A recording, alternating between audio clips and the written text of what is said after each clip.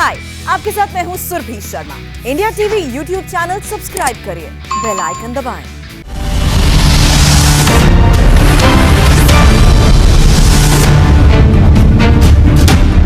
नमस्कार, शुरू हो चुका है इलेक्शन का सबसे बड़ा शो। अब की बार किसकी सरकार? बात करेंगे उन खबरों की जिनका असर होगा यूपी पंजाब में 2022 के दंगल पर। आज लाइमलाइट में उत्तर प्रदेश है, जहां जबरदस्त सियासी हलचल है। बिना देर किए तीन बड़ी खबरों के साथ करने वाले हैं शुरुआत, क्योंकि सबसे पहली बड़ी खबर भी उत्तर प्रदेश से है। बीएसपी की ब्राह्मण पूजा के बाद बीजेपी ने शुरू की है संत पूजा। आज की ये सबसे बड़ी खबर है और बीजेपी ने संतों का आशीर्वाद लेने अब मंदिर मंदिर जाने का कार्यक्रम शुरू कर दिया है। सवाल, हिंदू वोट बैंक का क्या हिंदू वोट अब बटने वाला है? इस पर पूरी डिटेल थोड़ी ही देर बाद। इसके अलावा दूसरी बड़ी खबर भी उत्तर प्रदेश से है। राहुल गांधी को आम को लेकर दिया गया एक बयान जबरदस्त अब चर्चा में है और हंगामा भी खड़ा हो गया है। आरोप लग रहे हैं कि आम को भी राहुल गांधी ने उत्तर दक्षिण में बांट दिया है। बीजेपी ने इसे बड़ा मुद्दा बना दिया है। कांग्रेस बैकफुट पर नजर आ रही है। पूरी डिटेल थोड़ी ही देर बाद। तीसरी बड़ी खबर अब आगे है पंजाब से। पंजाब के नए कांग्रेस अध्यक्ष सिद्धू को किसानों के गुस्से का सामना क्यों करना पड़ा? प्रेस कॉन्फ्रेंस में सिद्धू को एक सवाल, क्यों गुजरा नागवार? पूरी डिटेल अब से थोड़ी ही देर बाद। लेकिन सबसे पहले इलेक्शन शो की आज की पहली बड़ी खबर। सवाल 80% हिंदू वोटर का है, जिस पर बीजेपी अपना हक मानती है, लिहाजा कोई रिस्क लेने के मूड में नहीं है। बीएसपी के ब्राह्मण कार्ड के काउंटर में आज बीजेपी ने मंदिर कार्ड चल दिया है और मौका चुना है गुरु पूर्णिमा का। गुरु पूजा के नाम पर बीजेपी यूपी के मंदिरों में जा रही है, जहां संतों और पुजारियों का आशीर्वाद लिया जाएगा। यूपी बीजेपी ने अपने नेताओं को आज के दिन मंदिरों और मठ में जाकर संत, पुजारी, गुरुओं को सम्मानित करने को कहा है और बीजेपी का यह अभियान यूपी के गांव से लेकर शहर तक चलेगा। आज सीएम योगी आदित्यनाथ ने गोरखपुर के गोरखनाथ मंदिर में जिस वक्त पूजा की, वो तस्वीर आपके सामने है। अपने गुरु की प्रतिमा की उन्होंने पूजा की। योगी हर गुरु पूर्णिमा पर गोरखपुर में ही गुरु की पूजा करते हैं। लेकिन यूपी बीजेपी अध्यक्ष स्वतंत्र देव सिंह का लखनऊ के एक बौद्ध मंदिर पहुंचना बीजेपी की संत शरणम गच्छामि प्लान का हिस्सा है। स्वतंत्र देव सिंह ने बौद्ध मंदिर में पूजा और गुरुओं का आशीर्वाद लिया। बीजेपी प्रतीकों की राजनीति करने में अब माहिर है। इन तस्वीरों से बीजेपी ने सियासी संदेश भी देना शुरू कर दिया है और सियासी संदेश ये आपको हम समझाएंगे। लेकिन पहले बीजेपी का संत शरणम जाने का ये पूरा प्लान आखिर क्या है, ये जान लीजिए। गुरु पूर्णिमा से ही संत वंदन करने की शुरुआत की गई है और बीजेपी के नेता कार्यकर्ता इसी के तहत मंदिर जा रहे हैं। बीजेपी कार्यकर्ता साधु संतों का आशीर्वाद लेंगे, गुरुओं से मंदिरों में जाकर मुलाकात करेंगे। प्रदेश कार्य समिति की बैठक में बीजेपी ने यह बड़ा फैसला लिया है और बीजेपी कार्यकर्ताओं को यह साफ तौर पर निर्देश दिए गए हैं कि प्रदेश कार्य समिति की इस बैठक में बीजेपी ने यह फैसला लिया है कि किस तरीके से सभी मुख्य कार्यकर्ताओं को अभियान में जुटना होगा। मंदिर और मठों में जाकर साधु संतों को सम्मानित करना होगा। बीजेपी ने यूपी के मंदिर मठों की एक बकायदा लिस्ट भी तैयार की है। दरअसल जब से बहुजन समाज पार्टी ने ब्राह्मणों को रिझाने की कोशिश शुरू की है, उसी के बाद से बीजेपी के पेशानी पर बल आ गए हैं और बीजेपी को अब इस बात की फिक्र हो रही है कि अगर बीएसपी के नजदीक ब्राह्मण चले गए तो 2022 की राह मुश्किल भरी हो सकती है। इसलिए आज बीजेपी ने गुरु पूर्णिमा के ही अवसर पर अपने कोर वोटर्स को बताने की कोशिश की है कि असली मंदिर और संत के रक्षक वही हैं। इतना ही नहीं, आज धम्म दिवस भी है और स्वतंत्र देव सिंह बौद्ध मंदिर में यूं ही नहीं गए हैं। प्रतीकों की राजनीति कैसे की जाती है बीजेपी को बहुत अच्छे तरीके से आता है। अब बौद्ध मंदिर जाने से 21% दलितों तक बीजेपी का सीधा मैसेज पहुंचेगा। प्रदेश में 29% ओबीसी हैं, 10% यादव, 19% अगड़े, 19% मुस्लिम भी। दलित ओबीसी अगड़े मिलाकर ही करीब करीब 80% हिंदू है। वैसे बीजेपी गुरु पूर्णिमा पर संतों की पूजा को गरीब कल्याण से जोड़ रही है, लेकिन सच तो यह है कि बीजेपी ने बौद्ध मंदिर जाकर ही दलितों को भी मैसेज दिया है और बीएसपी को भी। अगर ब्राह्मण सिर्फ बीजेपी के नहीं है तो दलित भी सिर्फ बीएसपी के नहीं है। और यही बात यूपी बीजेपी अध्यक्ष स्वतंत्र देव सिंह ने भी इशारों इशारों में समझा दी। जब वो बौद्ध मंदिर से दर्शन करके निकले तब उन्होंने क्या कहा, सुनिए। सपा बसपा कभी भी गांव के गरीब की खुशहाली के लिए काम नहीं कर सकते, इसलिए उनके चक्कर में कोई नहीं फंसने वाला। भारतीय जनता पार्टी का एजेंडा है, राजनीति मेरा मिशन है, व्यापार नहीं है। पंक्ति के अंतिम व्यक्ति को सम्मान देना है, भरपेट भोजन देना है, छत देना है, फ्री में शिक्षा देना है और फ्री में इलाज करना है। यही हमारा लक्ष्य है। ये जब तक नहीं पूर्ण होगा तब तक चरैवेती चरैवेती हम चलते रहेंगे और गरीबों के सम्मान के लिए और दुनिया के अंदर भारत माँ का जय जयकार हो, वंदे मातरम हो, जय श्री राम का नारा लगे।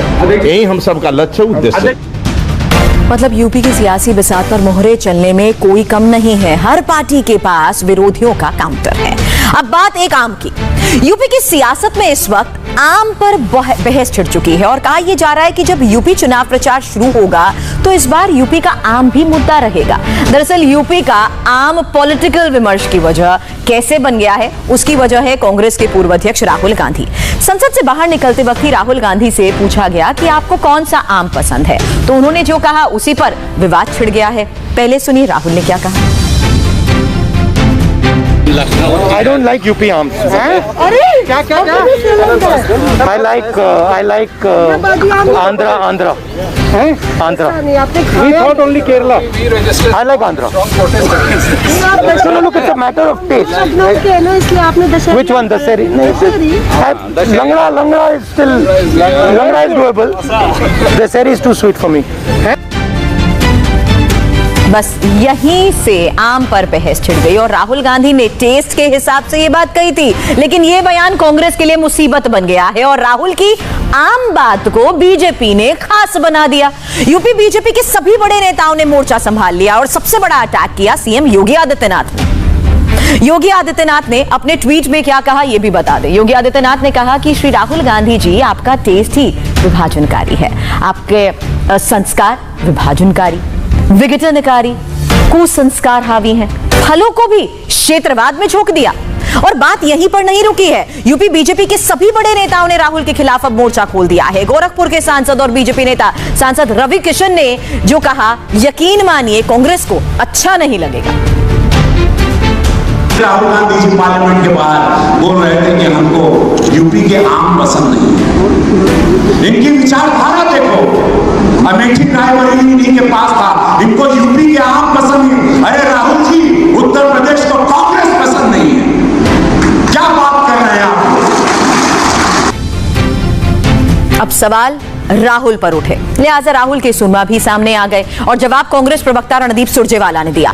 सुरजेवाला ने राहुल के आम वाले बयान पर योगी पर डायरेक्ट अटैक किया तो सफाई भी दे दी। योगी की सोच और विचार को विघटनकारी बताया और यह भी कह दिया कि फलों पर राजनीतिक विभाजन करना दुर्भाग्य है। वैसे ये पहला मौका नहीं है जब राहुल उत्तर दक्षिण विवाद में घिर गए हों। दक्षिण भारत प्रेम के चक्कर में ही कांग्रेस पहले भी मुश्किल में आ चुकी है। 23 फरवरी को त्रिवेंद्रम में राहुल का जो बयान था वो भी विवादों के घेरे में था, जब राहुल ने कहा था कि उत्तर से ज्यादा दक्षिण के लोगों में बुद्धिमत्ता होती है और 15 साल तक उत्तर भारत का सांसद भी रहा। जब केरल आया तो यहाँ के लोग ज्यादा जागरूक लगे, यहाँ के लोग असल मुद्दे भी उठाने लगे हैं। और राहुल के इसी बयान पर अमेठी की सांसद स्मृति ईरानी ने उन्हें एहसान फरामोशी और थोथा चना बाजी खाना तक कह दिया था। मतलब ये है कि ये मोबाइल युग है, दीवारों के ही नहीं हर तरफ अब कान लगे हैं। कौन सी बात कब कयामत बन जाए कोई नहीं जानता है। इंडियन पॉलिटिक्स में तो ऐसा ही होता है। अब प्रेस कॉन्फ्रेंस में किस सवाल से सिद्धू भागे बताएंगे 4 मिनट के ब्रेक के बाद। के घर जाकर डोर टू डोर मीटिंग कर रहे हैं, लेकिन सिद्धू को इसके साथ ही किसानों के भी भारी विरोध का सामना करना पड़ रहा है। आज रोपड़ के मोरिंडा में सिद्धू के खिलाफ ही किसानों ने प्रदर्शन किया, काले झंडे भी दिखाए और सिद्धू मुर्दाबाद के नारे भी लगाए। किसानों का यह कहना है कि सिद्धू किसानों के साथ हमदर्दी दिखाने का नाटक कर रहे हैं और अगर उन्हें फिक्र होती तो वो पहले ही किसान मोर्चे के साथ खड़े होते। किसानों का यह बयान तब आया है जब ताजपोशी के भाषण में उन्होंने किसान का खूब जप किया। मतलब यह है कि कुर्सी पाने से ज्यादा जरूरी जनता की उम्मीदों को पूरा करना है और ये बात बयानों से नहीं काम से बनेगी। ऐसा क्यों कह रहे हैं उसे भी समझ लीजिए। सिद्धू ताजपोशी के बाद पहली बार मीडिया के भी सामने आए और जब यही सवाल पूछा गया कि ये पंजाब मॉडल लागू कैसे करेंगे तो क्या हुआ जरा देखिए। मैथमेटिक्स दे किसी भी सवाल दे गलत उत्तर 1000 हो सकते हैं पर सही उत्तर एक ही है। ये जरा 18 पॉइंट प्रोग्राम और ये पंजाब मॉडल है, ये बिल्कुल सही उत्तर है। ये सानू देना पऊ, सानू इस दिशा वाल वधन तो इलावा कोई चारा नहीं। और इस पंजाब मॉडल और 18 निकाती एजेंडे दे प्रोग्राम दे अगे कोई गुजरात मॉडल कोई दिल्ली मॉडल खड़दा नहीं, टिकदा नहीं। सिद्धू बड़ी बड़ी बातें तो करते हैं, लेकिन करेंगे कैसे ये नहीं बताते। जब पंजाब मॉडल लागू करने के बारे में पूछा गया तो हंस दिए और चलते बने। ये बात तो साफ है कि बातों से जनता नहीं खुश होती है और वोट भी नहीं देती है। ये बात सिद्धू को समझनी होगी, वो भी तब जब कांग्रेस के अंदर खाने के हालत भी नाजुक बने हुए हैं। चुनाव से जुड़ी 40 अभी और खबरें बाकी हैं, जल्द लौटेंगे। आगे देखिए चुनाव चालीसा।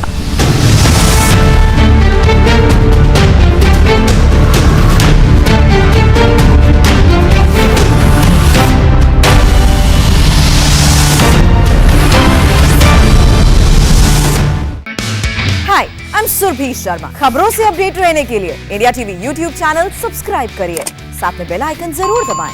जुड़े रहें इंडिया टीवी के साथ।